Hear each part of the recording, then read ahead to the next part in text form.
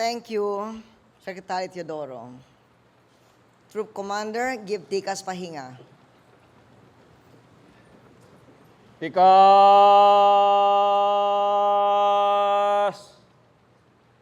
Ha!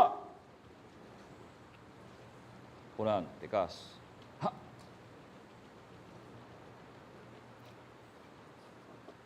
General Ibrado, our new Chief of Staff. General Yan, our recently retired Chief of Staff of the Armed Forces. Other officers of the Armed Forces of the Philippines, members of the Diplomatic Corps, members of the civilian officialdom,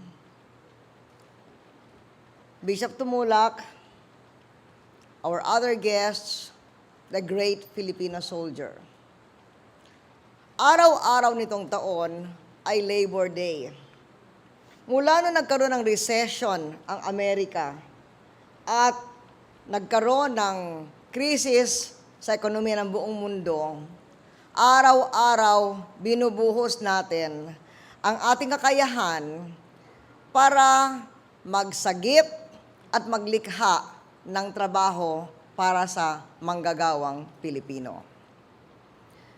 So today, May the 1st, is the occasion for the nation to celebrate the resiliency of our economy that has so far protected us from the worst of the global recession and allowed us so far to continue to grow.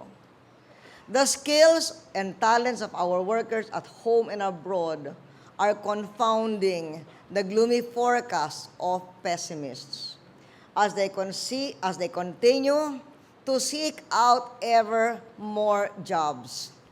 And may I say at this time that among the jobs available to the great Filipino worker are jobs in the armed forces of the Philippines. We salute our great Filipino workers for remitting more funds to our shores, for sustaining the hopes of our country and the dreams of their families.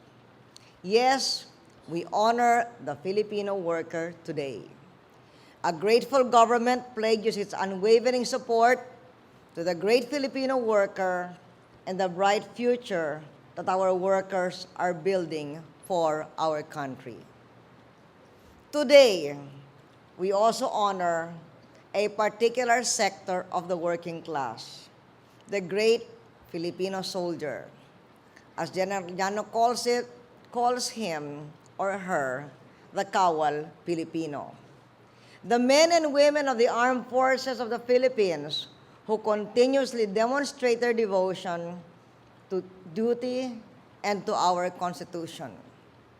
Our military men and women are good, upstanding, and loyal patriots, fighting to protect our country every day.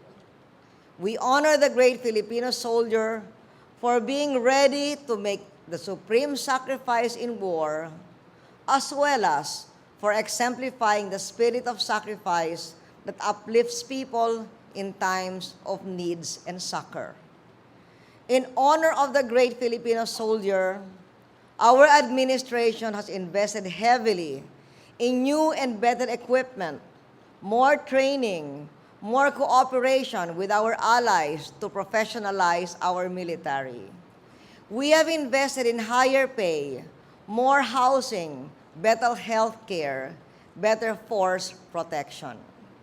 So it is in this special regard that on top of his many achievements enumerated in the citation on the Legion of Honor, enumerated in the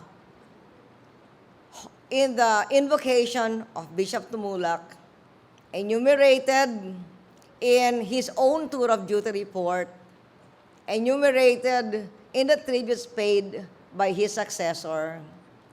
In addition to all this, I applaud our recently retired General Alexander Llano because as fiercely as he fought the enemies of the state, he worked just as passionately to secure the well-being of the ordinary soldier and to give former levels a chance, a second chance to live in peace, a second chance to be part of the great Filipino workforce.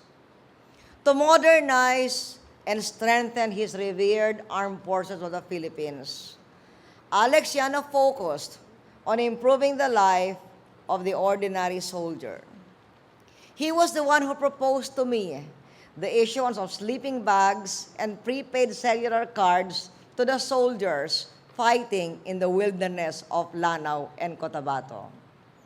These benefits, funded by the value-added tax, were soon followed by scholarships for soldiers' children and financial assistance for parents of military men, the senior citizens, parents of the military men assigned to the field. More benefits were provided during the tenure of General Llano, not only to the soldiers fighting in Mindanao, but also to every man and woman in the armed forces of the Philippines. With his frequent reminders, the Department of Health continued the rehabilitation of military hospitals. The housing program for soldiers proceeded with the highest priority given to families of soldiers killed or severely wounded in action.